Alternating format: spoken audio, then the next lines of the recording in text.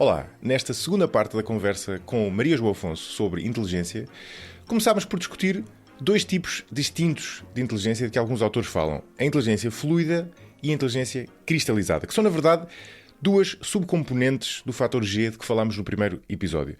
A primeira está ligada à nossa capacidade de resolver problemas novos, que nunca vimos, à nossa rapidez a resolver esses problemas, enquanto a segunda diz respeito sobretudo ao conhecimento que nós acumulamos ao longo da vida, como vocabulário, cultura geral e conceitos que aprendemos, por exemplo, na nossa experiência profissional.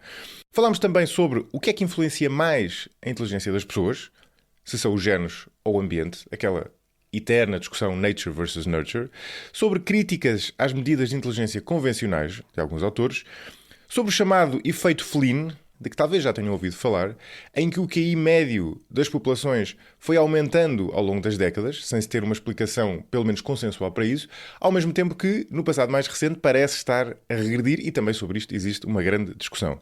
E, finalmente, falámos sobre a relação entre inteligência e traços de personalidade e sobre a relação entre dois termos que parecem a mesma coisa, mas, na verdade, são bastante diferentes: inteligência e racionalidade. Espero que gostem. Voltamos no próximo episódio daqui a 15 dias. Até lá.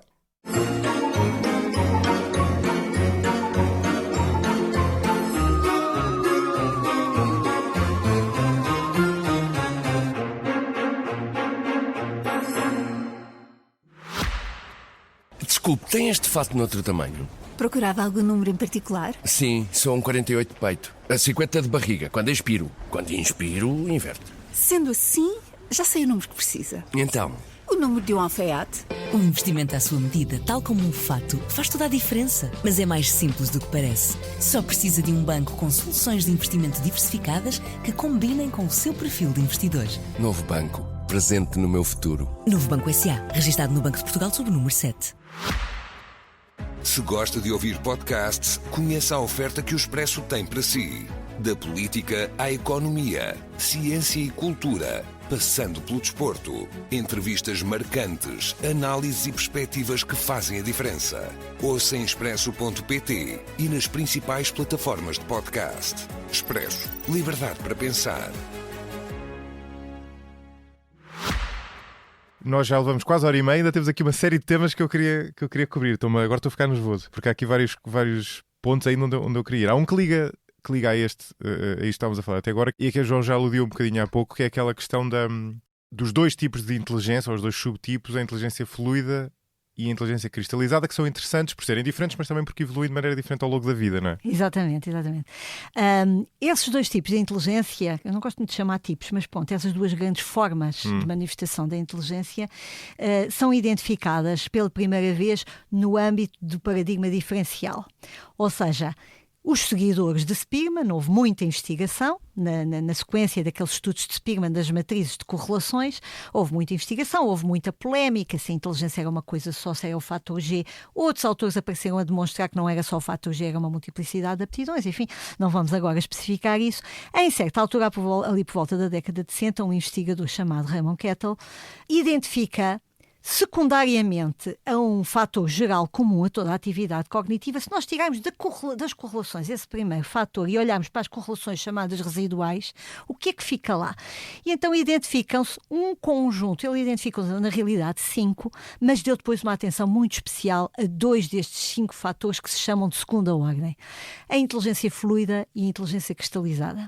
A inteligência fluida ele identificou como uma capacidade, enfim, de natureza mais inata. Isto ainda é um bocadinho hipotético no tempo em que ele propõe isto, mas de natureza mais inata, que tem a ver com a capacidade de resolver problemas novos, de enfrentar situações novas, de raciocinar para tomar decisões perante nova informação. E a inteligência cristalizada, que remete para a utilização de conhecimento adquirido, a aplicação de regras, a aplicação de automatismos, a resolução de problemas com base em informação e em conhecimento e em treino adquirido. Estas duas formas de inteligência foram identificadas. E podia-se dizer, pronto, olha, tantos fatores foram identificados, porque é que estes tiveram tanta importância? Uma das razões tem a ver exatamente com o padrão de desenvolvimento distinto que rapidamente se verificou. Nada que o Wechsler também não tenha antecipado, e já posso comentar um bocadinho melhor isto.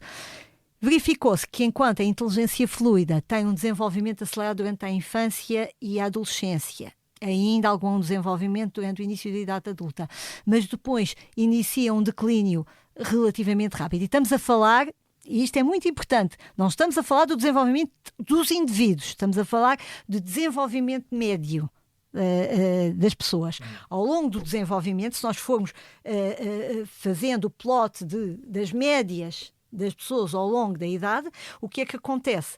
Um desenvolvimento acelerado até durante a infância e a adolescência, já começa a parar um bocadinho durante a adolescência, idade adulta, e um declínio relativamente mais acentuado do que acontece com a inteligência cristalizada.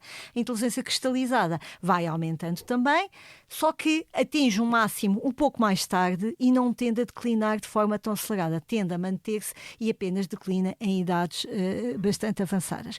Porque é que eu disse há bocadinho que o Wexler já tinha tido intuição disto? O Wexler já tinha verificado que os resultados nos seus subtestes, eu há bocadinho disse que há vários subtestes nas provas do Wexler que envolvem capacidades distintas, ele já tinha reparado que uns declinavam mais acentuadamente com a idade do que outros. Enquanto nos se verificava que as médias se mantinham muito de idade para idade, noutros verificava-se uma mais acentuada. Aliás, ele até chegou a ter uma altura em que, a partir da comparação dos testes que se sabia declinar e dos testes que se mantinham, era possível determinar se estava a acontecer uma deterioração mental maior do que aquela que seria de esperar para a idade da pessoa. Enfim, isto acabou por cair. Neste momento não se utiliza propriamente esse indicador, mas eu falo aqui dele porque representa mais uma vez uma intuição que o Wexler teve nos anos 40, 50, quando só mais tarde vem a aparecer a investigação sobre o desenvolvimento da inteligência fluida cristalizada. Mas para lá deste correlato, digamos, desenvolvimentista, que acaba por nos confirmar, de alguma maneira, que tem expressão, esta distinção tem expressão, há outros indicadores.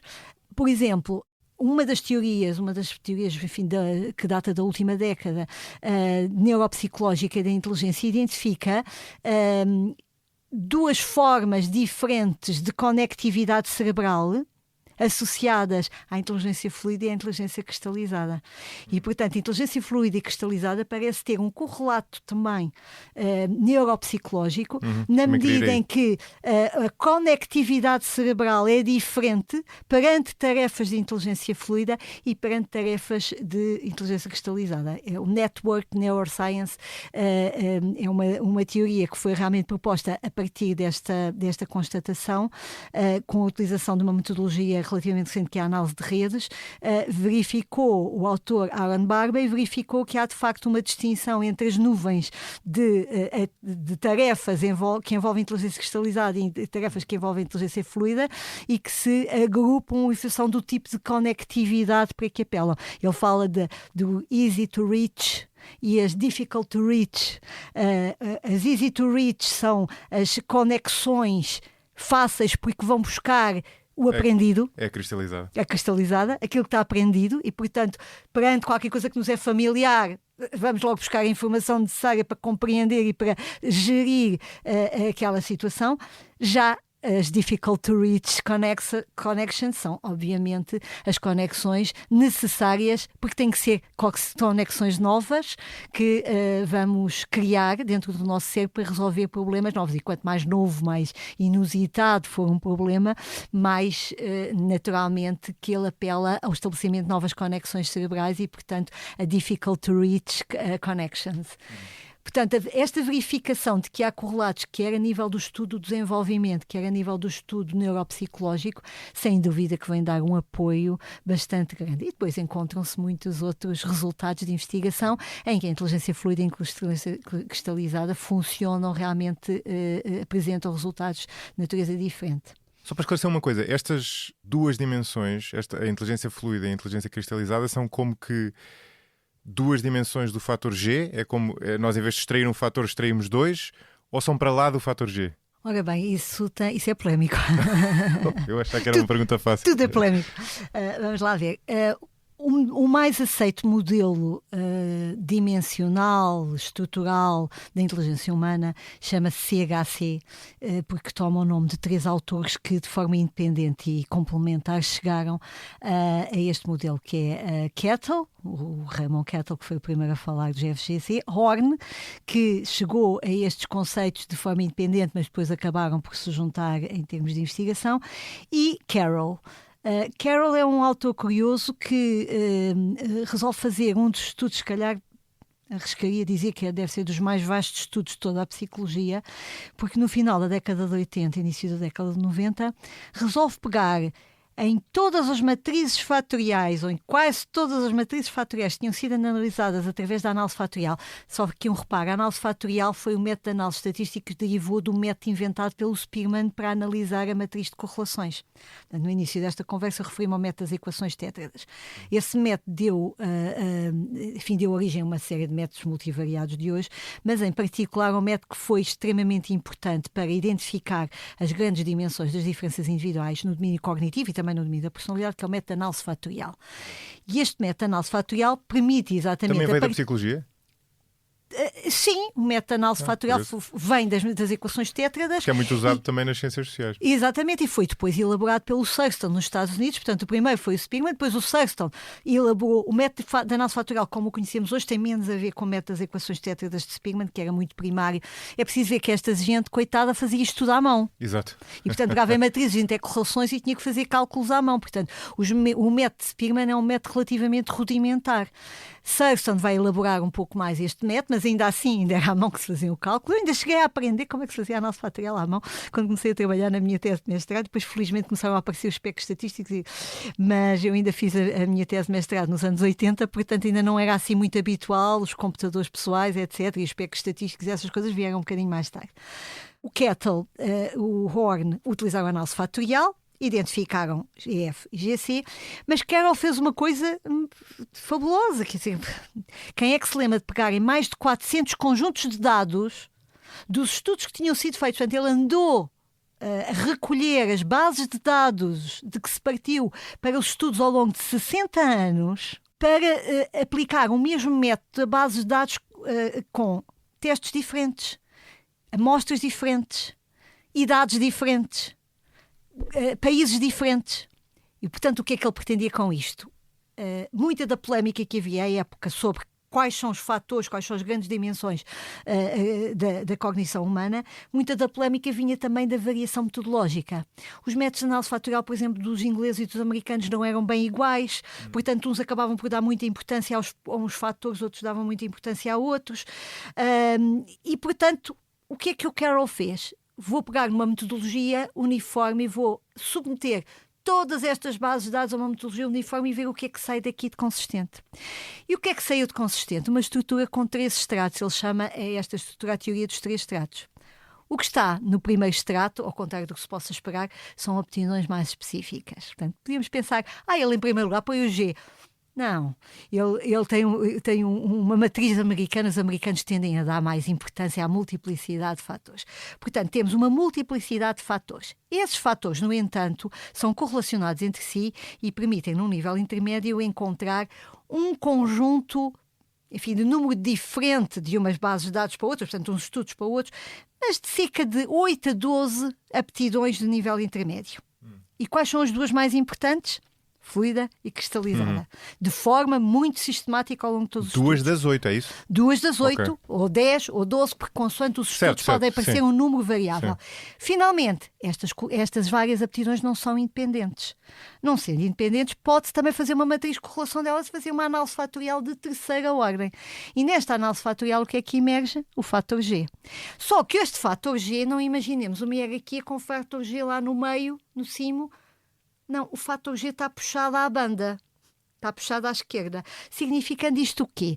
Que GF é mais saturado em G, GC é um bocadinho menos, mas ainda é muito saturado em G, e à medida que vamos caminhando nestas aptidões de segundo nível, elas vão sendo cada vez menos saturadas em G.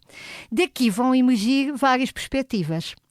Uns investigadores dizem que a correlação de GF com G é tão grande que GF é exatamente o mesmo que G. E, portanto, para eles, fluida.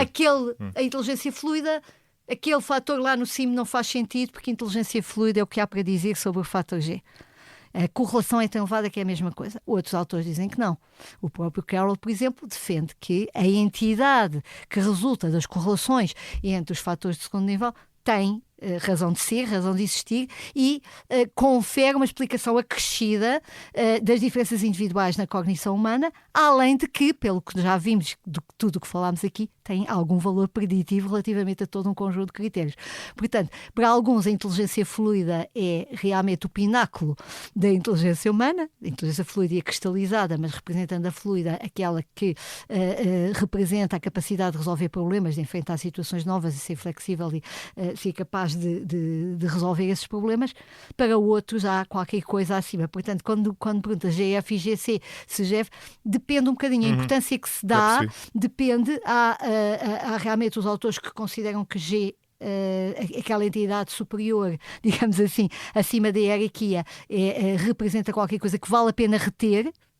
Outros pensam que o que temos é um conjunto de aptidões diferenciadas, das quais a primeira tem uma importância particular, a primeira e a segunda. Eu queria ir ao papel da genética, do ambiente, etc., que curiosamente ainda não fomos, mas antes disso, até porque acho que é uma boa ponte, queria lhe perguntar o que é que diz a investigação quando tenta explicar a inteligência. Não é? E há este nível mais profundo de explicar a inteligência com estes fatores, mas há um nível intermédio que é nós tentarmos olhar para as pessoas e, através de exames, tentar perceber que substratos cerebrais é que existem de inteligência e como é que eles prevêem maior inteligência. E aqui entram em jogo uma série de coisas, como questões como a memória do trabalho, a velocidade de raciocínio. Entra aquela hipótese que eu acho muito interessante da eficiência cerebral, né, que no fundo diz que as pessoas mais inteligentes, na verdade, são as que têm menos esforço para fazer várias tarefas. Não é? O que é que esta investigação diz? Ou seja, quando se tenta olhar para o cérebro das pessoas, não é? E aqui quando eu digo para o cérebro, já se percebeu, e a João disse, sabe, já várias vezes, que estamos sempre a falar de fenómenos que se passam no cérebro como um todo, não é? Portanto, não é aquela coisa antiga, como se pensava antigamente, que é uma zona do cérebro, não é? Mas quando se tenta olhar para o cérebro de diferentes pessoas, o que é que se vê nas pessoas mais inteligentes, digamos assim? Para já é importante dizer, a nível do funcionamento cerebral, vê-se diferenças individuais. Portanto, observam-se diferenças individuais na conectividade. Por exemplo, quando se põe as pessoas a resolver tarefas como testes de fator G, isso monitoriza o funcionamento cerebral através de ressonância magnética funcional. Isso. Não há um padrão de funcionamento uniforme para toda a gente. Não, isto é sempre tendencial, claro. Pronto, claro, é sempre tendencial. É. O que a investigação da ressonância magnética funcional permitiu foi, através de meta-análise de numerosos estudos, chegar a uma identificação das zonas mais envolvidas. É verdade que eu disse que não há localização cerebral, que a velocidade de conectividade parece ser mais importante, a velocidade e a eficiência da conectividade parece estar e está mais correlacionada com os indicadores de inteligência medida do que esta ou aquela localização. Esse é um dado de investigação absolutamente certo, e isso que disse há bocadinho é verdade. Realmente a investigação mostra que, ao contrário, de forma muito contraintuitiva, por exemplo, o gasto de glicose pelo cérebro pelas pessoas mais inteligentes tem resultados mais elevados no teste de inteligência. Vamos imaginar que pomos as pessoas a resolver os testes, as pessoas vão obter determinados resultados. Quando vamos ligar os resultados que essas pessoas tiveram com aquilo que observámos no seu funcionamento cerebral, as pessoas mais inteligentes gastaram menos glicose. Portanto, a taxa de consumo da glicose pelo cérebro é menor.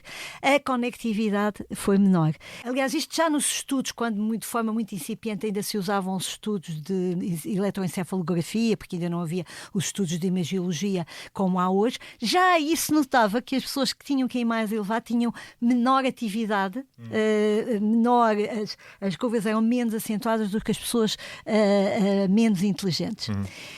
Outra coisa e fazendo já agora, fazendo aqui uma analogia muito simples com um carro, as pessoas mais inteligentes, o que sobressai não é terem um motor mais potente, é consumirem menos litros de gasolina por 100 km.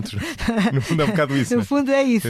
Ou seja, a ideia é de que, e isto tem muito a ver com as concepções atuais de inteligência, e eu há bocadinho referi-me a alguns conceitos tradicionais, ainda falámos das concepções atuais.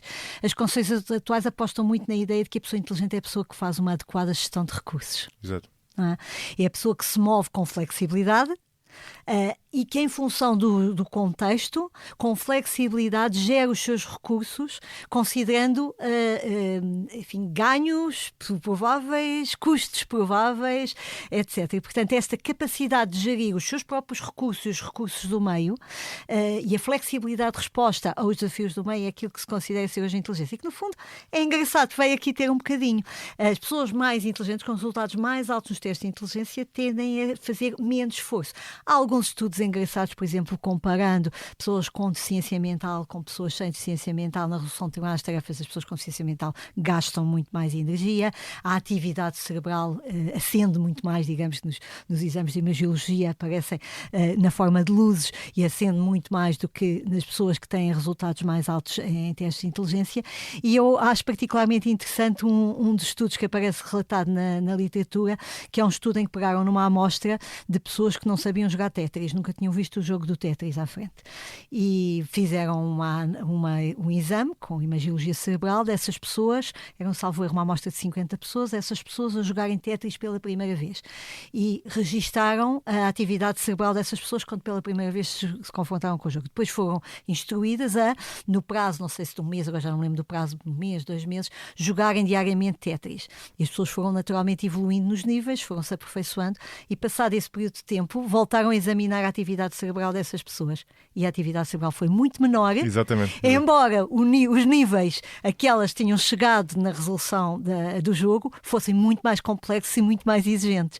Portanto, este é um dos estudos que me parece particularmente ilustrativo de que o treino, isto vai ter um bocadinho a questão que pretendia, que o treino que há a possibilidade de treino e há a possibilidade de modelação a partir das experiências da modelação da capacidade de resolução de problemas e, portanto, que a genética não é tudo, embora a genética também seja importante. Bem, há aqui 2 exercícios diferentes, não é? Uma coisa é comparar diferentes pessoas e aí nós encontramos essa correlação de pessoas mais inteligentes são mais eficientes no sentido em que o cérebro requer menos esforço para a mesma tarefa e podemos observar o mesmo em nós próprios, que era o exemplo que a João estava a dar. Exatamente. E que eu acho que qualquer pessoa que nos esteja a ouvir reconhece isso na sua própria vida. Quer dizer, qualquer tarefa que nós façamos no início custa-nos muito mais do que mais à frente, sendo que se nós compararmos, não só nos custa menos, mas também estamos melhores, porque ao mesmo tempo temos mais experiência. Porque, entretanto, desenvolvemos muitas vezes alguns automatismos. Exatamente. Que são uma espécie de atalhos que nos permitem. Eu costumo dar o exemplo aos meus alunos, costumava, que acabo de me apresentar, mas costumava dar o exemplo da condução de automóvel, que ainda há bocadinho também usou como metáfora. É um belo exemplo. Na primeira aula de condução, nós sentimos que aquilo é overwhelming, não é? Tanta coisa, temos que olhar para o retrovisor, temos que olhar para o retrovisor, temos que pôr o pé na embreagem, temos que.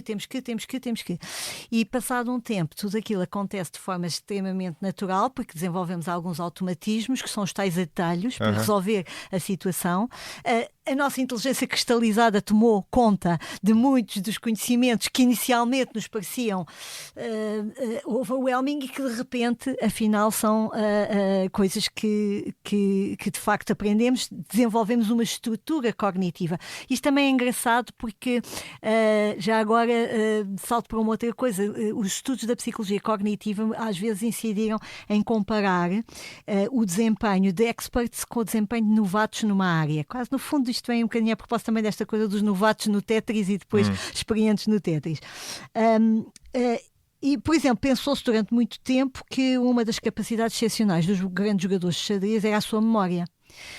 Os jogadores de xadrez são capazes, os bons jogadores, aliás, no treino de xadrez isso começa-se a desenvolver cedo. Eu tive os meus filhos a aprender a xadrez e um deles até chegou a andar na competição de xadrez e, portanto, uma das coisas que faz é jogar de costas para os tabuleiros e para vários tabuleiros ao mesmo tempo.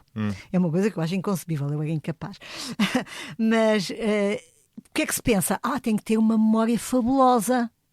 Mas quando se vai comparar as capacidades mnemésicas dos experts com os novatos, não há uma diferença assim tão grande. Portanto, não é só uma questão de memória.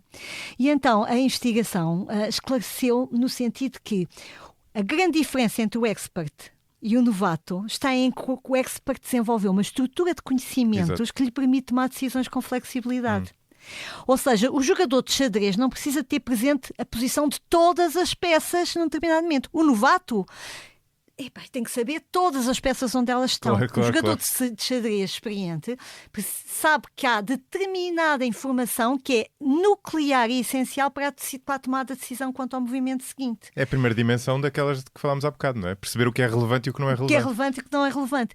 E a diferença entre os novatos e os experts está então na construção de uma estrutura de conhecimentos. Mal comparado, enfim, um bocadinho mal comparado, estou aqui a fazer uma ponte entre coisas se calhar um bocadinho distintas, mas simplificando, quando na condução do automóvel o que nós começamos a ter é uma estrutura de conhecimento sobre a situação e o desenvolvimento de um conjunto de automatismos que nos permite gerir muito melhor a situação de forma muito mais automática, o que depois também traz os perigos com maior risco de erro.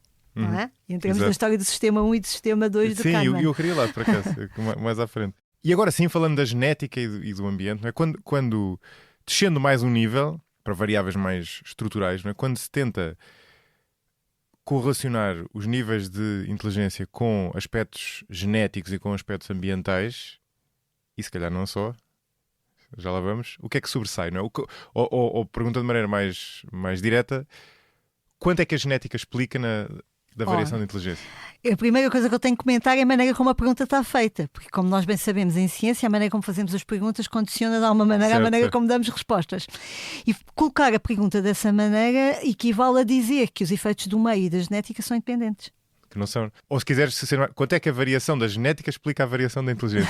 Que é a única coisa que se pode medir, não é? Ora bem, claro que quando nós vamos estudar isso desse ponto de vista, e isolamos de alguma maneira os fatores genéticos relativamente aos fatores de meio, procuramos fazê-lo, e uma das linhas de investigação que a psicologia da inteligência seguiu para o estudo desse aspecto foi exatamente a chamada genética comportamental, que consiste em utilizar diversos graus de parentesco para verificar até que ponto é que os resultados dos testes de inteligência são mais correlacionados entre membros de uma família que partilham mais genética do que entre membros de uma família que partilham menos genética.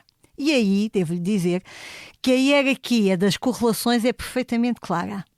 A correlação mais elevada é entre gêmeos monozigóticos criados separados. Eu não falo dos monozigóticos criados juntos, porque esses confundem os efeitos da genética e do meio. Exatamente. Portanto, normalmente a investigação nesta área tende-se a descartar essa informação, porque os monozigóticos criados juntos partilham não só a genética como o meio. Mas os monozigóticos criados separados... Monozigóticos são o que comumente se chama de gêmeos verdadeiros. Gêmeos verdadeiros. Portanto, os gêmeos monozigóticos virtualmente partilham toda a sua carga genética, 100% da carga genética. Eu digo virtualmente porque há sempre a hipótese na divisão celular acontecerem mutações, acontecerem crossing overs dos cromossomas, enfim. São pode clones, haver basicamente. Pequenas alterações que podem haver, se nós pensarmos nos, acho que cerca de 6 bilhões e tal de nucleótidos que temos na nossa genética, penso que não é isso que vai introduzir uma diferença muito expressiva entre gêmeos. Portanto, os gêmeos monozigóticos virtualmente partilham 100% de material genético. Quando nós vamos correlacionar os resultados em testes de inteligência, seja QI, seja resultados em testes de fator G, entre gêmeos monozigóticos encontramos correlações na casa dos 0,80. São bem expressivas, não é? Quando fazemos essas correlações para gêmeos dizigóticos, exatamente, criados separados também, portanto as mesmas condições, mas os gêmeos já só partilham 50% do material genético. São irmãos. Tal como irmãos comuns. Sim. As correlações já são mais baixas, já andam ali na casa dos 0,60, 0,70. E, curiosamente, num estudo de meta-análise, a investigadora Grigorenko, que é uma investigadora russa, de raiz russa, mas tem trabalhado muito nos Estados Unidos, apresenta um gráfico em que nós temos na base a correlação de monozigóticos criados separados e depois vai por ali fora as correlações, e realmente as correlações são cada vez menores, até chegarmos às correlações entre as crianças adotadas e os seus pais adotivos, que já são bastante baixas, entre os irmãos adotivos, etc. Portanto, não há dúvida que este cenário desenha uma importância de algum significado da genética para a explicação das diferenças individuais na inteligência. Mas é importante aqui frisar uma coisa, nós estamos a falar da importância em termos populacionais. E quando eu agora digo assim, o coeficiente de irritabilidade, que é um indicador bastante utilizado em genética populacional, provavelmente já teve aqui convidados que se referiram a ele noutras áreas. Quando calculamos, eu não gosto muito de chamar quociente, porque aquilo é determinado através de uma fórmula que não é propriamente um quociente, mas pronto, o coeficiente de irritabilidade. Quando o coeficiente de irritabilidade determina o quê? Exatamente aquilo que o Zé Maria disse há pouco. que percentagem da variabilidade da inteligência é determinada pela variabilidade genética da população. É um indicador populacional. Nós não podemos passar disto para dizer o Zé Maria ou eu têm a sua inteligência explicada desta maneira. Não podemos. Sim, e também depende da população. Depende da população, porque depende muito da variância da população, sim. por um lado. E, por outro lado, é engraçado que depende também da idade. Em termos médios, considera-se, e se calhar não vai surpreender o número, que é 0,50. Alguns autores, pelo contrário, dizem, que são mais apologistas da hipótese genética, dizem que há uma grande quantidade de estudos que mostram que o coeficiente de irritabilidade da inteligência ronda 0,60. Na verdade, e de forma contraintuitiva, ele tende a ser, acha que cada vez mais alto ou cada vez mais, já disse que era contraintuitivo, cada vez mais alto ou cada vez mais baixo à medida que tomamos amostras de pessoas mais velhas. A genética vai pesando menos, suponho, não é? Porque o fator ambiental ganha peso. Mas é o contrário que acontece. É o contrário que acontece. O coeficiente de irritabilidade, que é ainda relativamente pequeno na infância, vai aumentando com a idade e chega quase aos 0,80 na idade avançada. Ou seja, dito de outra maneira, em termos populacionais, volto a dizer... Certo. Não, basta só é preciso fazer a nossa inteligência vai sendo cada vez mais parecida com a nossa matriz original, com a nossa inteligência, com a inteligência dos nossos pais, digamos assim. Curioso. Ora, um dos mecanismos que é alegado como explicando este efeito tem a ver exatamente com a epigenética e com o facto que os efeitos da genética e do meio não são separados. E, portanto, a nossa genética determina em grande medida os meios que nós escolhemos.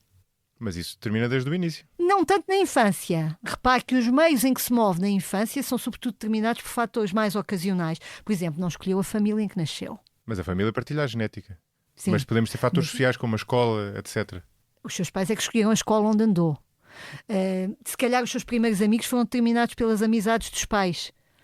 Portanto, na infância nós não fazemos ainda muitas escolhas, mas ao longo da vida, e a partir do fim da infância e início, começamos a escolher os amigos, começamos a escolher o companheiro para a vida ou a companheira para a vida, começamos a fazer escolhas vocacionais, começamos a fazer escolhas de atividades, escolhemos... Ora, as escolhas... O que é que eu quero dizer com isto? Os ambientes não nos caem aos trambolhões em cima de nós. Os ambientes, claro, os meios... Quando se fala de que a inteligência é a adaptação ao meio, há aqui, eu há bocadinho era para me referir a isto e depois acabou por a conversa ir por outro caminho. Há aqui várias falácias. Por um lado, o que é isto de meio? O próprio conceito de meio na psicologia é às vezes muito turvo e, portanto, convinha de termos um bocadinho mais a pensar o que é um meio e como é que podemos classificar os meios e como é que podemos estudar os meios de maneira a que nos seja útil à investigação psicológica. Mas essa é uma questão. Outra é pensarmos que o meio é independente. Ora, o meio não é independente da genética porque nós escolhemos os meios onde nos movemos. Por exemplo, quando eu escolho estudar ciências e não estudar... Quando eu escolhi, por exemplo, estudos científicos e não escolhi estudos artísticos, que era uma opção também para mim, ao mesmo tempo escolhi com isso o tipo de pessoas com que convivi ao longo da minha vida, os colegas, o tipo de matérias sobre as quais, ou de temas sobre os quais me fui debruçando, sobre os quais fui refletindo, etc. E, portanto, tudo isso condiciona a minha atividade cognitiva e, portanto, há um mecanismo de retroalimentação em que aquilo que nós somos geneticamente determina em parte as escolhas que fazemos que reforçam de alguma maneira alguns aspectos da nossa genética. Portanto, quando alguns investigadores dizem que a genética explica mais do que o meio, não é porque a genética diretamente explica mais, é porque os próprios meios são influenciados pela genética. Claro que convém depois acrescentar só que os meios também afetam a própria genética. Assim como a genética afeta a escolha dos meios, nós sabemos hoje que o código genético não é uma coisa rígida e determinista. Há interações entre os genes, há genes cuja intervenção é bloqueada ou é... a expressão do gene, certo. A expressão dos genes é outra coisa. Uma coisa é o código genético, outra coisa é a expressão dos genes. E sabe-se hoje que o treino, as experiências, etc., podem afetar a expressão genética. Portanto, quando nós colocamos isto em termos epigenéticos, deixa de fazer sentido a pergunta o que é que explica mais, o meio ou a genética. Naturalmente que no plano individual estes fatores são completamente inseparáveis. Sim, esse é um bom ponto e para quem nos está a ouvir, o interessante aqui é que não é possível olhar para uma pessoa e estudar quanto é que contribui a genética daquela pessoa enquanto é que contribui o ambiente. A única coisa, e daí eu ter feito a pergunta daquela forma, a única coisa que nós podemos estudar é quanto é que a variação de um dos fatores explica a variação do outro. A variação na do outro, população. Naquela população. Naquela população. E, portanto, isso não pode ser generalizado para o caso individual, porque o percurso de desenvolvimento... Isso é a chamada falácia da divisão, pois, não é? Que é tirado... Exatamente. Quando eu digo que aqui generalizar, é foi realmente uma utilização um bocadinho invertida do termo. Mas a ideia de que, pronto, se isto é verdade para a população, então 60% da minha genética é explicada pelo... Não. Sim. E há outro ponto também que é importante fazer, que é muito interessante nesta área, que é, se nós só conseguimos medir a variação, isto também implica que essa variação vá mudar de acordo com a variação de cada um dos dois fatores, genética e ambiente, na amostra. Concretizando, não é? Se nós vamos imaginar que nós conseguíamos implementar políticas públicas que diminuíssem muito a variação do ambiente em que as pessoas são criadas. Tínhamos a escola desde mais cedo, tínhamos uma intervenção maior nas famílias, etc, etc. E, portanto, o ambiente em que as pessoas cresciam variava muito menos. O que é que ia acontecer? Os genes iam passar a explicar mais. Exatamente. Não é? Exatamente. É uma espécie de paradoxo, não é? De repente parecia que isto era tudo determinado pelos genes. E se fizermos ao contrário, o ambiente passa a... Quase que se posso dizer que se um investigador nesta área não for honesto, consegue manipular os resultados em função das características das amostras para chegar às conclusões que pretende. Porque, de facto, é uma área um bocadinho delicada por essa razão. Mas, portanto... Mas eu não percebi, João, já agora desculpe só interromper. Eu acho que não percebi bem porque é que a genética vai determinando mais à medida que nós vamos envelhecendo. O que é que acontece? Porque à medida que nós vamos tomando decisões e que vamos acumulando experiência, a experiência é cada vez mais determinada pela nossa natureza biológica. Ou seja, vai havendo um certo mecanismo de retroalimentação. Sei lá, eu interesso-me por ciência. À medida que eu vou interessando e mergulhando em meios científicos e falando com cientistas e lendo sobre ciência, etc., isso vai desenvolver em mim determinadas competências, por exemplo, necessárias para a investigação científica, mais do que se eu tivesse exposta a outros ambientes, a outros meios que me desenvolveriam outras competências ou outras capacidades. Portanto, há um certo mecanismo de retroalimentação que vai, como alguns autores falam, não é um efeito aditivo, é um efeito multiplicativo. E é por isso que é um efeito que nós não podemos predizer a partir de onde é que se vai parar, no plano individual, ao nível individual. É muito difícil porque este é qualquer coisa que acontece no aqui e agora do desenvolvimento a cada momento. E provavelmente a pessoa... Nas sociedades modernas, nós no início estamos expostos a fatores ambientais externos, como lá está a escola pública, vamos supor, ou a escola pública, pode não ser pública, mas a escola obrigatória, e depois, a partir dessa altura, já estamos mais por nossa conta e os genes vão se expressando mais. Os genes e depois... Enfim, agora não vamos entrar para isso, não era outra conversa, mas o próprio fator aleatório. Sim, também. Temos que perceber um bocadinho que isto é um caos. Que também exatamente. Aliás, há um número... Nós, como cientistas, queremos acreditar que há ordem no caos, mas no fundo tudo isto é um caos, não é? E vamos parar aos sistemas dinâmicos. Exatamente. Há um número engraçado que é... Eu acho que vi isto citado num livro do Steven Pinker, salvo erro, que é... Ele dizia que a correlação, acho que era inteligência, não tenho certeza, talvez seja em personalidade, entre gêmeos monozigóticos criados na mesma casa, não é 100%. Pois. Não, isso também é importante. Portanto, mesmo não é próxima de um. Não é próxima de um. Portanto, mesmo em pessoas em que o fator genético e o fator ambiental são teoricamente iguais, há ali muito que fica por explicar por uma coisa. Mas pronto, isso era outra conversa. Eu tinha aqui umas coisas que ainda queria falar. Há uma que falámos no início, que é...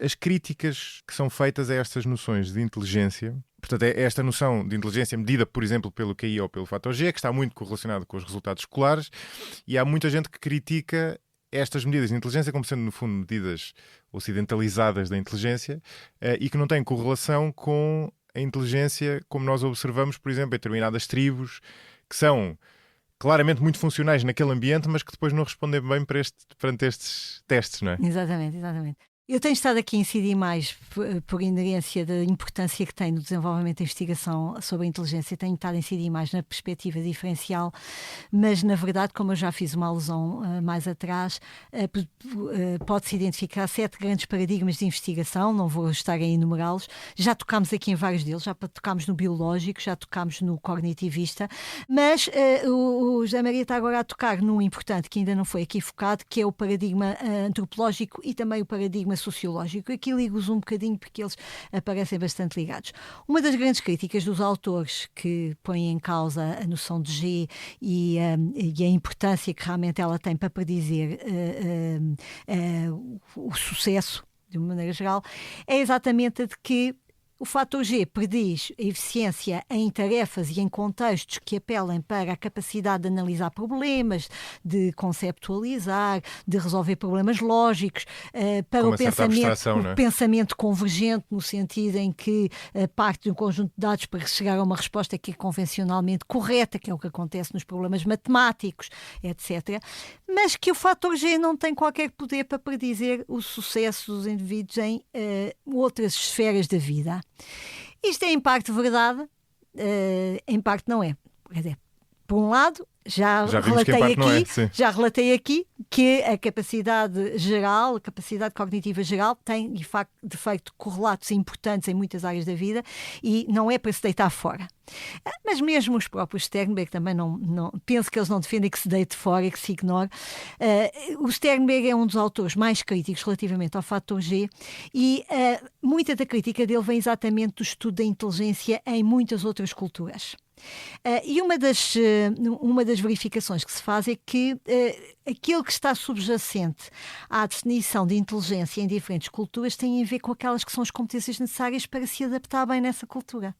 Lá está a adaptação. Portanto, se nós mantivermos até a mesma formulação do construto, percebemos imediatamente que a dependência relativamente ao contexto é imensa. É curioso que quando os investigadores procuraram comparar, em 1921 chegaram a uma definição consensual de inteligência e em 1986 fez um novo simpósio para se tentar chegar à nova definição de inteligência.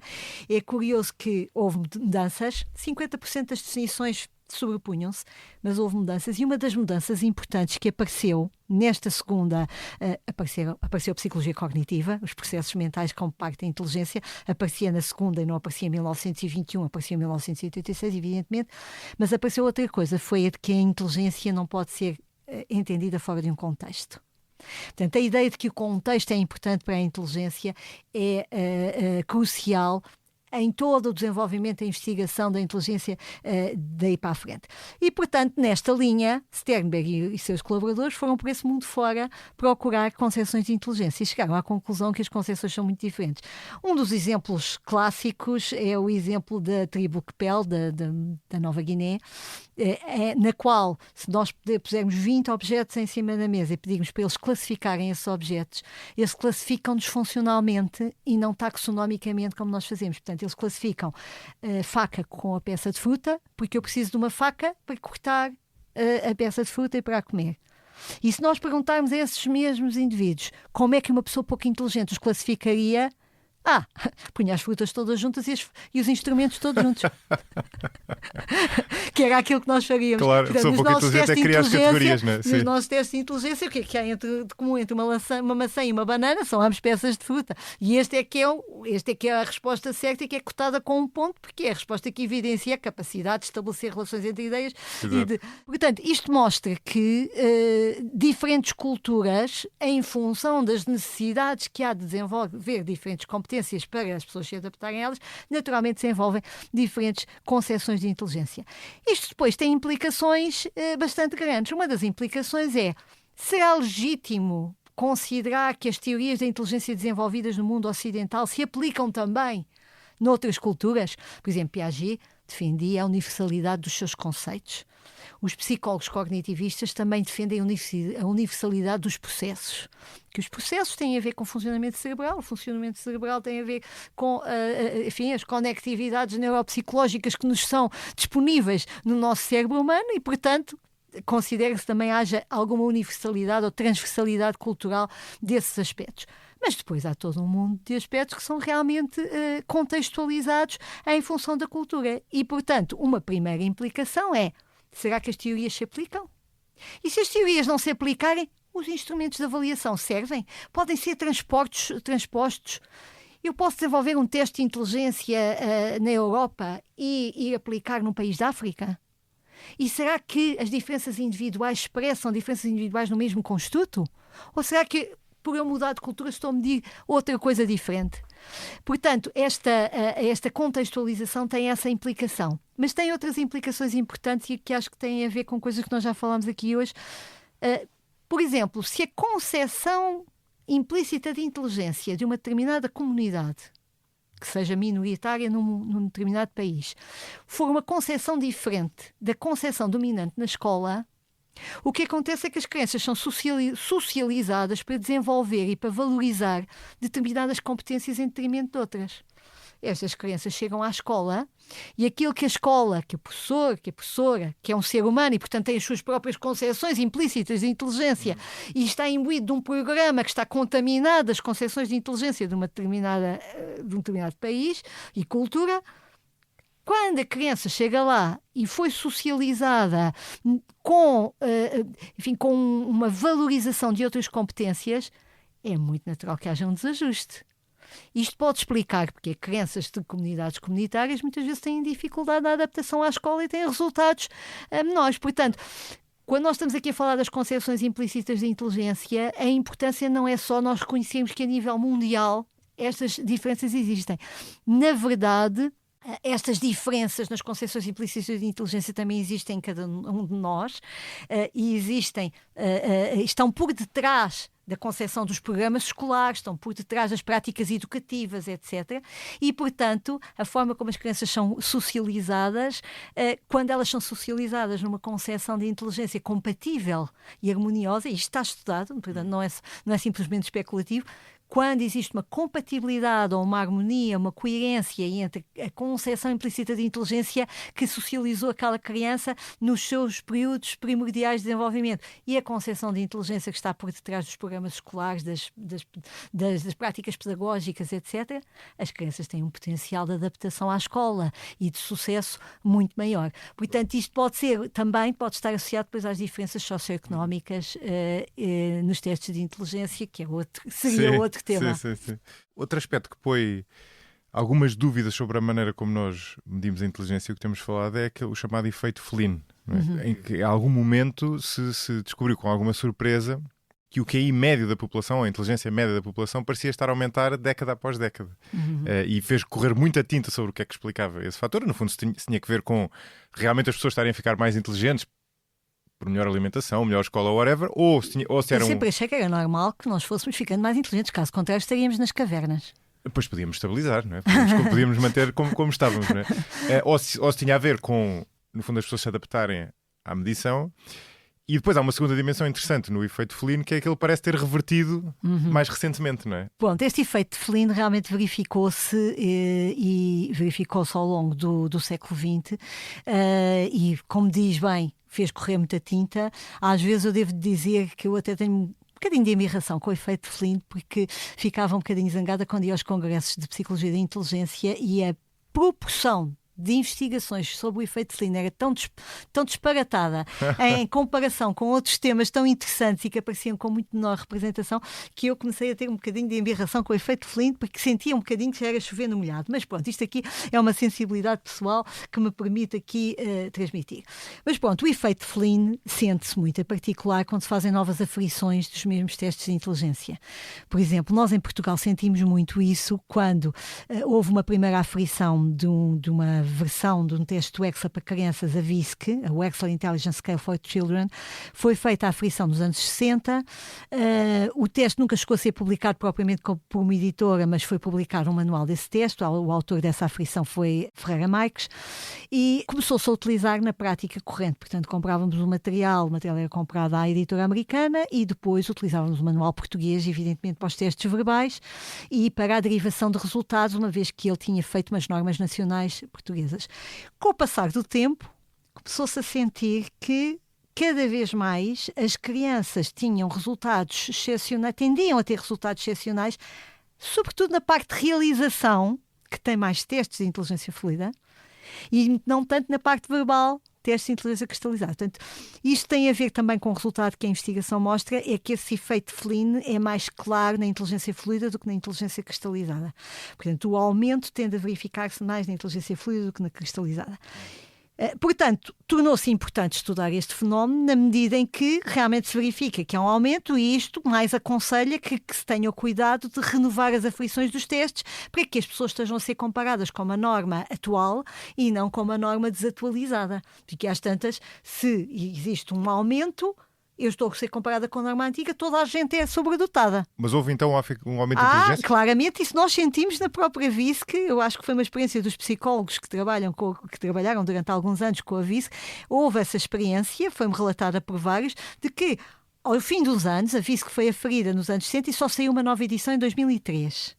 Portanto, durante aquele período, desde 1970 foi quando saiu a edição do manual, até 2003, quando foi publicada pela equipa da Universidade de Coimbra, do professor Mário Simões, fizeram a aferição para Portugal da VISC 3.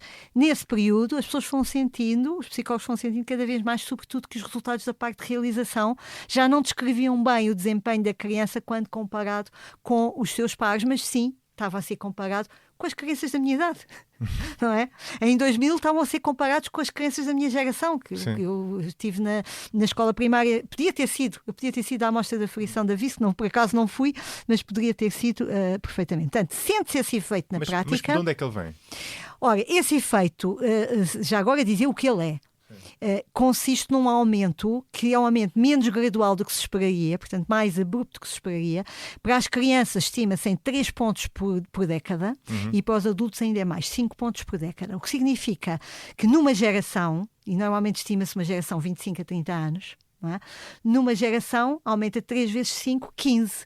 15 é o desvio padrão da distribuição dos QIs. Já viu o que é? Alguém que tem um QI de 115, agora... Isto é populacional, não é individual. Basta fazer essa advertência uma vez, mas já está. Parece que não, mas é que as pessoas depois tiram ilações individuais disto. Portanto, uma pessoa que tem um determinado desempenho num determinado momento que lhe vale um QI de 115, teria um desempenho na forma do teste seguinte que lhe valia apenas 100. Porquê? Porque a média subiu. E porque a média subiu, o seu resultado comparativamente com a média vai ser mais baixo. Portanto, põem-se realmente questões de ordem prática que têm a ver com a avaliação da inteligência e com a atualização das normas que tem que ser sucessiva. Mas porquê é que aumentou? Mas porquê que aumenta? Vamos então agora às explicações. Claro que a primeira explicação e mais óbvia tem a ver com a melhoria das condições de vida. Naturalmente, a melhoria da nutrição, a melhoria da literacia em saúde, que permite que se evitem mais determinadas perturbações, determinadas doenças. Por exemplo, o planeamento familiar e o cuidado com as doenças genéticas. Algumas das perturbações das deficiências mentais estão associadas, por exemplo, ao cromossoma X frágil e, portanto, ao facto que quando uma informação está codificada no cromossoma X, os rapazes têm mais probabilidade do que as raparigas de apresentarem determinada característica. As raparigas precisam de receber o cromossoma recessivo duas vezes. Os rapazes basta-lhes receber no X da mãe.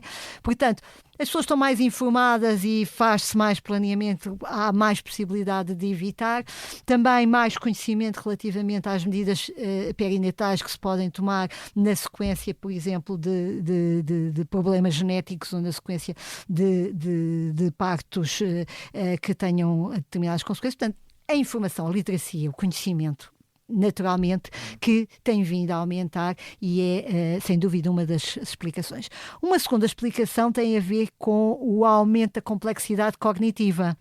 Não tem comparação realmente a complexidade cognitiva, por exemplo, dos conhecimentos que se adquiriam no princípio do século XX, em que as pessoas iam à escola para aprender a ler, escrever, contar e fazer umas operações, e a complexidade cognitiva que até os nossos miúdos de hoje no ensino básico, nos 4 primeiros anos do ensino básico, são já expostos a conteúdos do estudo do meio, a conteúdos de matemática, de pensamento lógico, de teoria dos conjuntos, suponho eu, não sei, ainda estou um bocadinho a falar de cor, mas a complexidade cognitiva é maior, o estímulo é maior, a exigência é maior, há uma maior procura de desenvolvimento nas pessoas e um maior estímulo ao desenvolvimento das pessoas.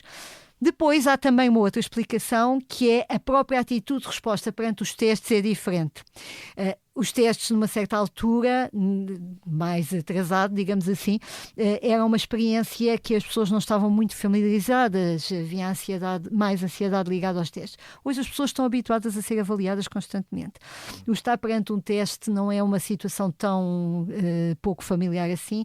Nós estamos constantemente nos jogos eletrónicos a confrontar-nos com desafios. As crianças, estou a dar o exemplo dos jogos eletrónicos porque estou a pensar nas crianças, nos adolescentes, que estão perante desafios, e eu há bocadinho não falei, mas também é importante referir aqui a mudança nas práticas educativas. Hoje, a centração dos pais no desenvolvimento cognitivo dos seus filhos, sobretudo nos estratos sociais mais elevados, é muito maior. Fazem-se opções familiares em função de expor as crianças a determinadas experiências. Vamos aqui ou ali, vamos viajar, vamos fazer esta viagem, vamos proporcionar esta experiência, vamos a este parque, vamos àquele sítio. Portanto, o proporcionar experiências desafiantes cognitivamente é uma coisa que faz parte hoje, sobretudo mais em determinados estratos sociais do que noutros, mas é uma coisa que faz parte da educação de hoje. Os pais fazerem a vida muito em função do estimular os filhos. Naturalmente que isso depois tem impacto no desenvolvimento. O tipo de brinquedos, o tipo de brincadeiras, a quantidade de jogos pedagógicos que hoje dão às crianças, desde tenra idade, para a descoberta das cores, para a descoberta das formas, até para o pensamento lógico, para o treino da memória.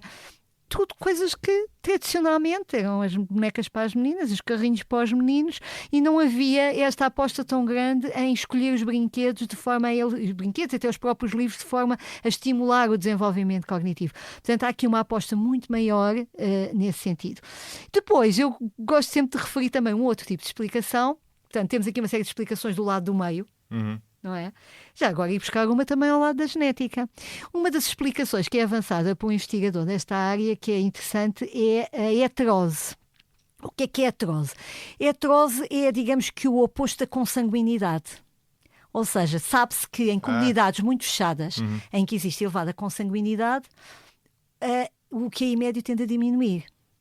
Porquê? Exatamente por causa das doenças genéticas que se tornam mais prováveis. Muitas causas de deficiência mental estão associadas realmente a cromossomas recessivos e, portanto, o facto a consanguinidade aumenta a probabilidade de cromossomas recessivos aparecerem repetidos na mesma pessoa e, portanto, manifestarem-se quando na população geral têm pouca incidência. Agora pensemos na consanguinidade ao contrário. O nosso mundo de globalização multiplicam muito o cruzamento genético. Era impensável há alguns séculos atrás, enfim, excepto um navegador que fosse daqui até à Índia e que pudesse eventualmente deixar por lá a sua semente, a miscigenação entre, eu não quero falar de raças, entre pessoas, por esse mundo fora, entre populações, é muitíssimo maior nos dias de hoje e a própria comunicação à distância, as próprias redes sociais, tudo isso tem vindo a multiplicar as relações que se estabelecem à distância. Ora, o aumento da mistura genética, no entender desse investigador, prova-se estar associado ao aumento da inteligência. Ele consegue demonstrar com a aplicação de modelos matemáticos, curiosamente ele não é um psicólogo que faça investigação empírica, é uma pessoa que vem mais da área das matemáticas, mas consegue com a aplicação de modelos matemáticos demonstrar que à medida que aumentamos a heterose numa população, aumentamos a média dos QIs. E, portanto, esse é um fator também que não é de pôr aqui de lado para explicar o efeito Flynn positivo. Depois, quanto ao efeito de Flynn negativo, que também eludiu. Em primeiro lugar, devo dizer que é muito menos expressivo até agora a quantidade de estudos que o demonstram comparativamente com o efeito de Flynn positivo. O efeito de Flynn positivo já está estudado há décadas e é um efeito já perfeitamente estabelecido. Para o efeito de Flynn negativo já existem estudos, existem verificações desse efeito, mas não tem comparação o número, a quantidade e a segurança que podemos ter nesses resultados. Ainda assim, parece esboçar-se essa tendência que pode estar associada, por exemplo, a que se tenha atingido um máximo. É curioso porque este efeito de Flynn negativo está a acontecer sobretudo em países desenvolvidos. Portanto, é como países se nórdicos e tal, sim. Exatamente, nos países nórdicos. Portanto, é como se desses países tivesse chegado ali a um máximo, quase que, não quero dizer possível, mas um máximo que seja mais expectável que nesses países não se mantenha propriamente exatamente o mesmo ritmo e, portanto, se verifica alguma inflexão da tendência. Depois, há outros fatores também interessantes que acho que vale a pena aqui, se calhar, pelo menos aludir, que não tenho muito tempo, nem a genética é a minha área, e, portanto, é chamada os efeitos disgenéticos. Por exemplo, sabe-se que há uma associação entre nível de inteligência e fertilidade. Quanto menor a infertilidade, maior tende a ser o nível de inteligência. O que tem a ver também exatamente com as práticas de planeamento familiar, com a utilização de contraceptivos, etc. O que é que está acontecendo nas nossas sociedades? O que está a acontecer é que as pessoas têm cada vez menos filhos e têm cada vez os filhos mais tarde. E, portanto, este fator pode estar associado a uma alteração de sentido inverso nas médias. Mas pronto, tudo isso. As pessoas mais inteligentes têm menos filhos. As pessoas mais inteligentes têm menos filhos e as pessoas menos inteligentes têm mais filhos. Menor literacia na saúde, menor conhecimento, se calhar menos atenção ao planeamento familiar, etc. E, portanto, isto faz com que aumente a quantidade de indivíduos que, proporcionalmente numa população, demonstram inteligências mais baixas comparativamente aos outros. Isso é interessante. Bem, isto já vai longuíssimo, porque este tema dava para 2 ou 3 episódios. Eu tinha aqui mais 2 ou 3 perguntas que queria fazer. Vou-lhe pedir, eu sei que é difícil, mas concisão na resposta. Uma que é interessante, eu lembrei-me agora, a propósito desse comentário, e isto dava lá está só um episódio, é a relação entre inteligência e características de personalidade.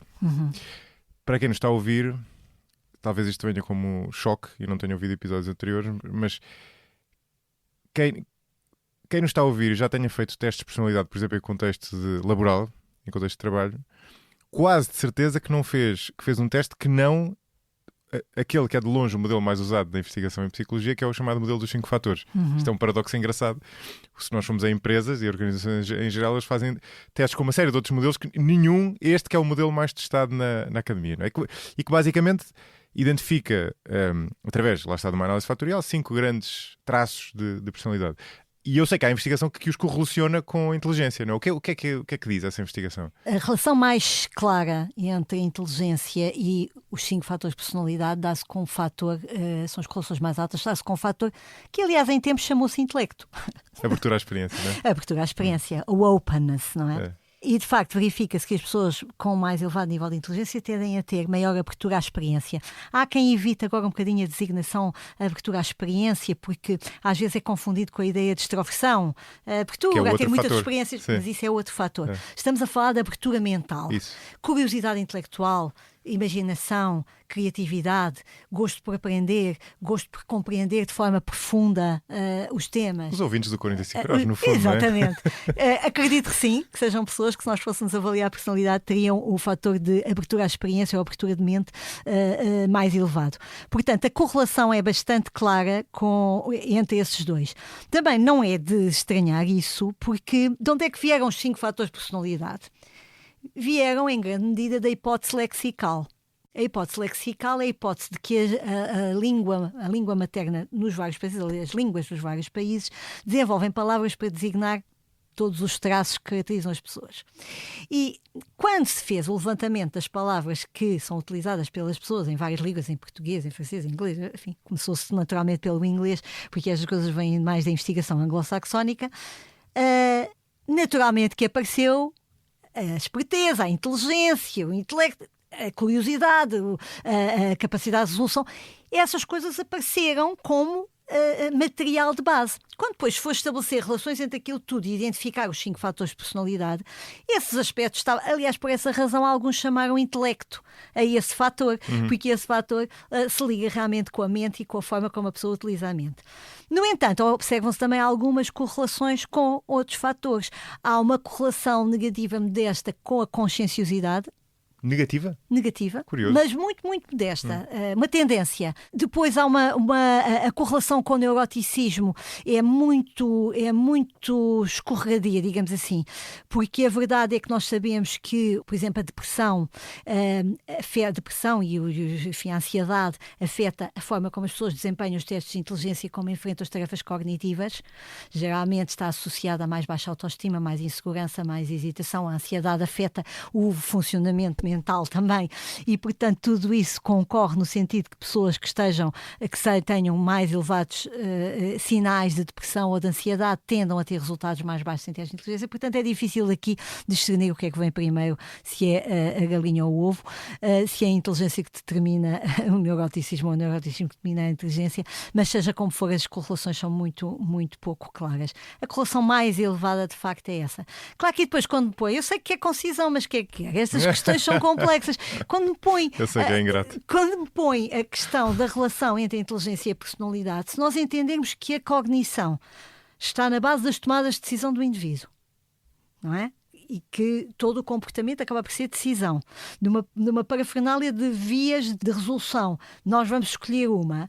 Naturalmente que aquelas que são as formas como nós tendencialmente lidamos com o meio e resolvemos os problemas e os desafios do meio, vai acabar por se cristalizar, de alguma maneira, em traços. Claro, Não é? claro. Portanto, a relação é absolutamente intrincada, mesmo que não vamos para os conceitos dos 5 fatores, mesmo que pensemos só na natureza das variáveis que nós temos aqui em jogo, naturalmente que existe há uma teoria, eu sei que já vou longa, mas gosto muito tenho que mencionar esta não é uma teoria, é uma meta-teoria de um investigador francês, Roquelin, já falecido, e ele propôs, uma certa altura, uma meta-teoria. O que é que ele pretendia? Uma teoria que servisse de matriz ao desenvolvimento das teorias em psicologia. E então a meta-teoria dele é relativamente simples e tem o encanto das coisas simples. A ideia é esta: para cada classe de situações ou de problemas, os seres humanos têm um conjunto de processos disponíveis. Se eu lhe disser que faça uma conta 245 vezes 396, há várias maneiras de atacar esta tarefa. Porque se calhar a mais prática é pegar no telemóvel e fazer a conta. É um dos processos disponíveis. Outro processo é fazer conta no papel. Outro processo, se eu tiver um bom cálculo mental, é fazer a conta mentalmente.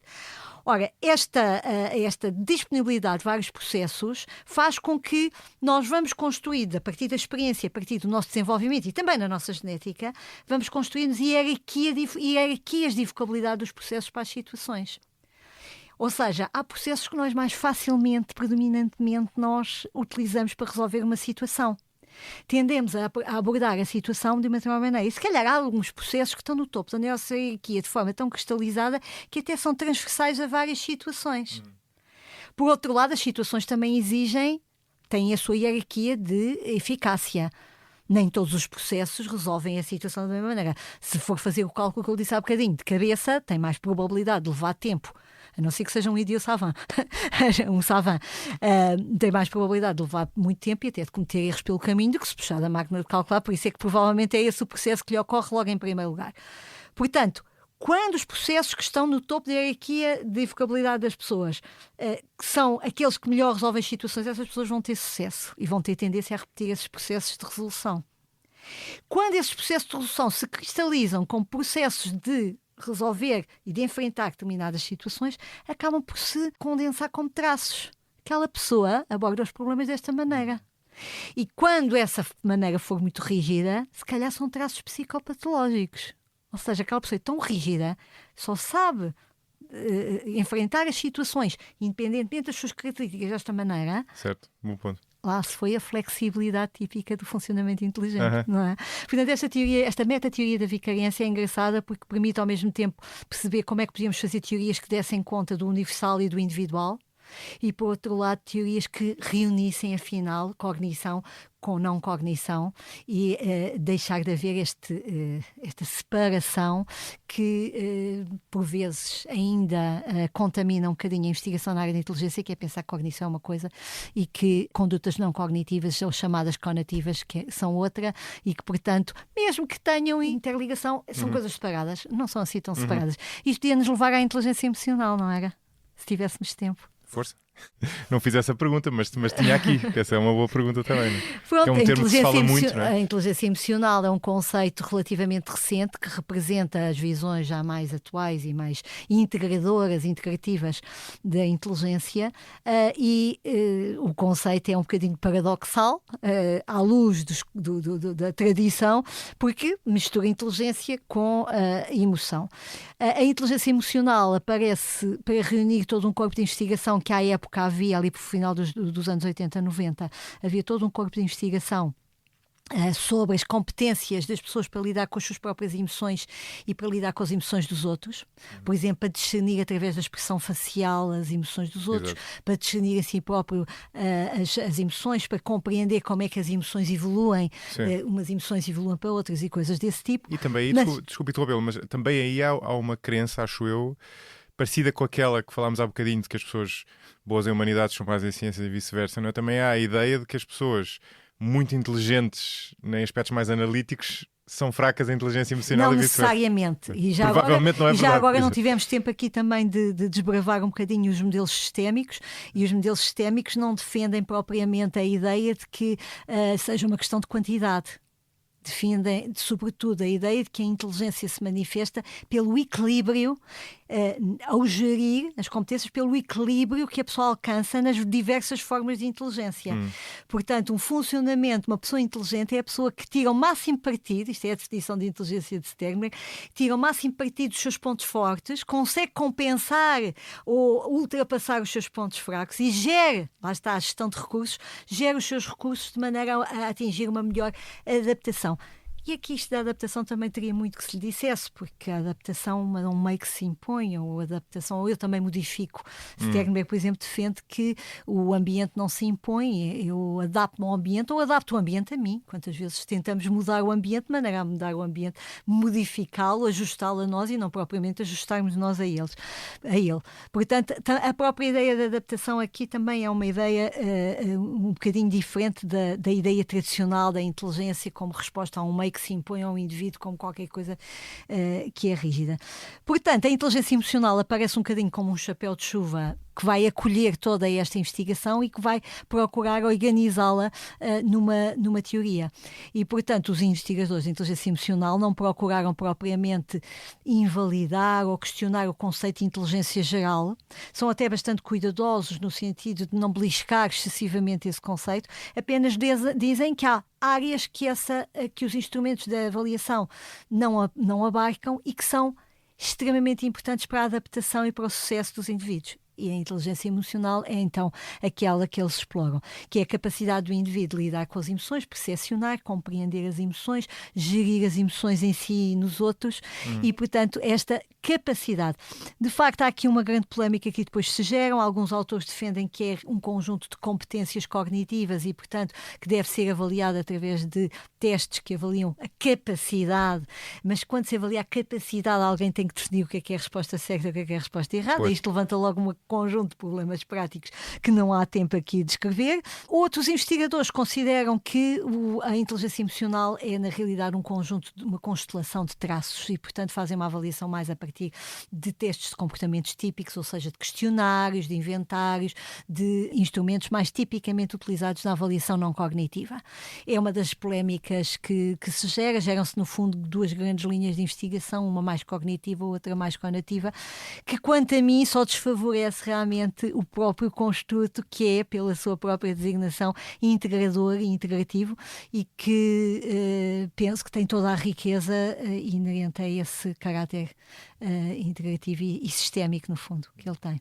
E isto leva-nos ao último ponto que eu queria tocar, que é outra dimensão que vai para lá da inteligência, que à partida está relacionada com ela, mas vai para lá da inteligência, que é a questão da racionalidade. Até que ponto é que a inteligência e a racionalidade estão relacionadas? E isto, para alguém como eu, que ensina pensamento crítico, é obviamente um tema muito relevante, né? E qualquer pessoa percebe que é provavelmente verdade que as pessoas inteligentes tendem a ser mais racionais, mas nem sempre as duas coisas estão casadas, e nós conhecemos muitas pessoas que são inteligentes e não são nada racionais, pelo menos em alguns aspectos da sua vida, não é? Há muitos exemplos atualmente. Há muitos exemplos, exatamente. Não vou dizer nomes. Qual é a relação entre estes dois conceitos? Ora bem, inicialmente a inteligência era considerado que incluía a racionalidade. Aliás, a definição de inteligência mais aceita até hoje, que é a do Wechsler, inteligência é o agregado ou capacidade global do indivíduo agir finalizadamente, portanto, a intencionalidade, pensar racionalmente e possuir com eficiência em relação ao meio. Portanto, temos aqui várias coisas que falámos ao longo da nossa conversa de hoje, entre as quais a racionalidade. Claro que os investigadores mais recentes, e estou-me a referir ao Kahneman, por exemplo, vêm a sublinhar que os testes de inteligência tradicionais acabam por não tomar em conta verdadeiramente a racionalidade, na medida em que não questionam os postulados cognitivos em que se baseiam as tomadas de decisão quanto às respostas que as pessoas dão aos testes, e esses postulados cognitivos é que devem ser muitas vezes questionados. Portanto, isto é uma influência, qualquer coisa que vem da influência da psicologia cognitiva também, não é? Das crenças e do desenvolvimento de crenças e de cognições e os vieses cognitivos. Ora, existe naturalmente uma relação. Aquilo que nós vemos no pensamento, que me parece expresso nas ideias de Kahneman, que distingue o pensamento rápido do pensamento lento, é a ideia de que a racionalidade é um pensamento mais lento, mais ponderado e, portanto, as pessoas que tomam decisões mais impulsivamente, mais emocionalmente, mais intuitivamente, podem cair em algumas falácias. E é de facto a isso que nós assistimos. De facto, muitas vezes vemos que, eu não vou dizer nomes, mas pessoas tendem a tomar decisões de enorme importância, de enorme relevância e de enorme consequência para os outros, às vezes até para as nações, tendem a cometer claramente erros cognitivos e baseiam-se em crenças cognitivas de omnipotência, de omnisciência. Pronto, aqueles vieses cognitivos, aqueles diversos vieses cognitivos, eu acho que certamente consegue identificar. Portanto, hoje em dia, muitos autores defendem que a concepção tradicional de inteligência, na verdade, não abrange o conceito de racionalidade, que é outra coisa à parte. Eu acredito que não seja outra coisa completamente à parte, porque tudo isto tem a ver com tudo. Eu até há pouco já lhe disse que inteligência e personalidade são uma e a mesma coisa. Se nós pensarmos de um ponto de vista metateórico e pegarmos, por exemplo, na tal teoria da vicariância do tal autor francês, são uma e a mesma coisa e são completamente inseparáveis e podemos equacionar um modelo em que estão completamente unidas. Portanto, do mesmo modo, me parece que pensar que a racionalidade é uma coisa à parte. Agora, o facto de se ter apostado muito na avaliação da inteligência em a sobreavaliação do pensamento convergente fez com que o tal pensamento rápido acaba por não ser avaliado nos testes de inteligência tradicionais. E por isso alguns investigadores dizem que a avaliação da racionalidade deve passar por outra coisa, que é o testar os vieses cognitivos das pessoas e o pôr à prova os vieses cognitivos das pessoas. E alguns testes de racionalidade são, portanto, bastante diferentes dos testes de inteligência, porque em vez de procurarem conduzir à resposta certa, procuram conduzir ao erro para depois testar os vieses que conduziram ao erro. E todos nós sabemos que há pessoas, lá está, muito inteligentes e que, por exemplo, podem ter opiniões muito enviesadas. Por exemplo, aliás, o que a investigação mostra também é muito interessante é que a inteligência pode ser um meio para eu chegar à verdade ou para eu me aproximar da verdade, mas também pode precisamente ajudar-me, dar-me os meios para eu arranjar os melhores argumentos para sustentar a minha posição. Exatamente, exatamente. Quanto mais inteligente eu for... As profecias autoconfirmadas, não é? Autoconfirmatórias, em que sou atenta à informação que confirma o meu conhecimento anterior e sou insensível ou esqueço ou distraído relativamente àquilo que não confirma os meus postulados. Claro que todos nós estamos sujeitos a esses vieses cognitivos e devemos estar conscientes deles e realmente o Zé Maria perguntava nos apontamentos que trocou comigo se devemos ensinar ou educar para a racionalidade. Pois parece-me que sim, que é qualquer coisa que seria útil, não só ensinar o pensamento convergente, mas também estimular as pessoas a pensarem alternativamente, que no fundo isso tem a ver também com o pensamento divergente, é como é que eu posso olhar para este problema de outras maneiras e sem impedindo que os meus vieses cognitivos, eu perguntar quando são 2 mais 2 e a pessoa responde 4, está bem, agora vamos pensar em outras maneiras de juntar 2 com 2 sem ser o resultado ser 4. Há 22. 2 e 2, 2 com o lado de 1, 2 dá 22. Está bem, agora vamos pensar noutra maneira. Portanto, no fundo, quando nós desafiamos a criatividade, também vamos trazer a lume o desafio dos nossos postulados e dos nossos princípios estabelecidos e cristalizados das nossas crenças. Exatamente. Ótima maneira de terminar esta grande viagem por este tema. Havia tanto mais. Mas havia muito mais, claro. Mas pronto, espero ter correspondido ao seu guião e à sua expectativa. E mais uma vez agradeço a oportunidade que me deu, porque foi para mim um privilégio enorme poder discutir estes temas consigo e fazer parte deste maravilhoso podcast que há muito que sigo com grande admiração. Obrigado por ter vindo. Este episódio teve a sonoplastia de Hugo Oliveira. Ouça e veja outros podcasts em expresso.pt e acompanhe-me em josemariapimentel.pt ou nas redes sociais. Até ao próximo episódio. Desculpe, tem este fato noutro tamanho? Procurava algum número em particular? Sim, sou um 48 de peito. A 50 de barriga, quando expiro. Quando inspiro, inverte. Sendo assim, já sei o número que precisa. Então? O número de um alfaiate. Um investimento à sua medida, tal como um fato, faz toda a diferença. Mas é mais simples do que parece. Só precisa de um banco com soluções de investimento diversificadas que combinem com o seu perfil de investidor. Novo banco, presente no meu futuro. Novo Banco S.A., registado no Banco de Portugal sob o número 7.